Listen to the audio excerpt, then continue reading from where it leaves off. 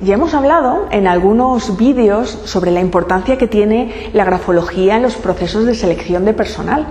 Pero estos procesos no siempre se llevan a cabo en empresas. También nosotros, en nuestra vida diaria, hay veces que nos vemos en la tesitura o en la necesidad de tener que contratar a un profesional. Vamos a hablar, por ejemplo, en este vídeo sobre cómo sería la escritura de la niñera perfecta. Se necesita niñera para 2 niños muy buenos. Primero vamos a comentar cuáles serían los rasgos psicológicos esenciales, digo esenciales porque esto no quita que podamos exigir algún requisito más, pero cuáles serían los rasgos psicológicos clave, esenciales, que debe cumplir una persona que vaya a estar al cuidado de niños. En primer lugar, se debe de tratar de una persona afable, que sea comprensiva, que sea empática, que entienda a los niños, que se ponga en su lugar en un momento dado. También tiene que tener un tipo de liderazgo muy particular, que es el liderazgo conciliador. Debe ser una persona honesta, una persona transparente, que se la vea venir, que no engañe, que sea sincera. Tiene que tener cierta comunicación persuasiva, debe ser persuasiva y seductora a la hora de comunicar, y también debe ser simpática y creativa.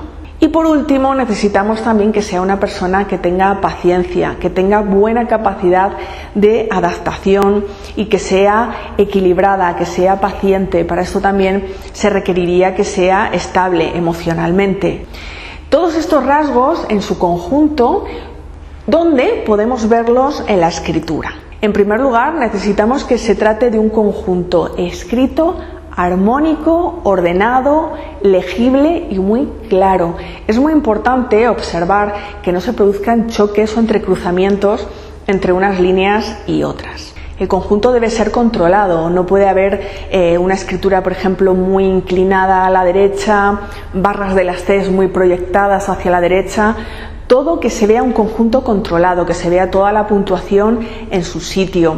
Una inclinación, por ejemplo, vertical, que sea vertical, vibrante, que no sea muy vertical, muy rígida, o ligeramente inclinada a la derecha, pero siempre dentro de una regularidad y de un control dentro del conjunto.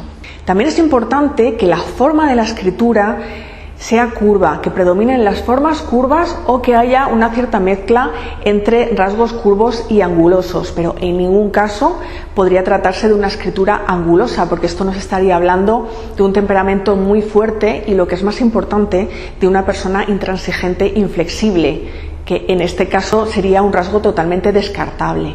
La escritura también tiene que tener predominio de formas en guirnalda, es decir, las M's y las N's en forma de U. Esto nos indica apertura y comunicación. Si esto además se suma con rasgos o ligados originales dentro de una escritura muy armónica y personalizada, suma mucho a la hora de valorar, por ejemplo, la creatividad, la simpatía, esa originalidad y esa espontaneidad que sí que serían necesarias en una cuidadora o en una niñera.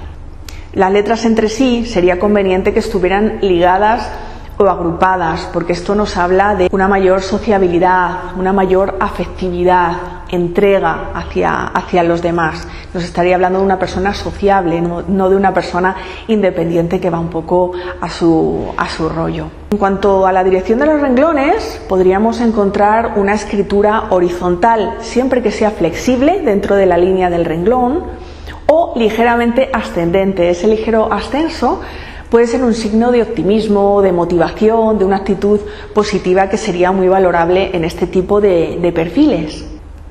Es conveniente que el tamaño de la escritura sea normal, ni muy grande ni muy pequeña. Esto nos hablaría de objetividad, de una persona que ve el mundo y a sí misma de una forma realista y objetiva, que no se pone ni por encima ni por debajo de los demás.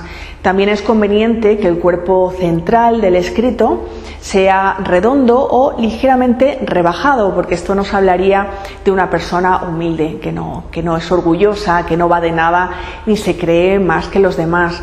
Este rasgo es muy importante, sobre todo porque a la hora de tratar con niños también te tienes que bajar un poquito a su nivel. Entonces se requiere un poquito también de un trato afable y un trato humilde. La presión del escrito es conveniente que sea normal, ni muy fina ni muy fuerte. Y luego también un detalle, que siempre que hablamos de la T estamos hablando de liderazgo y de autoridad.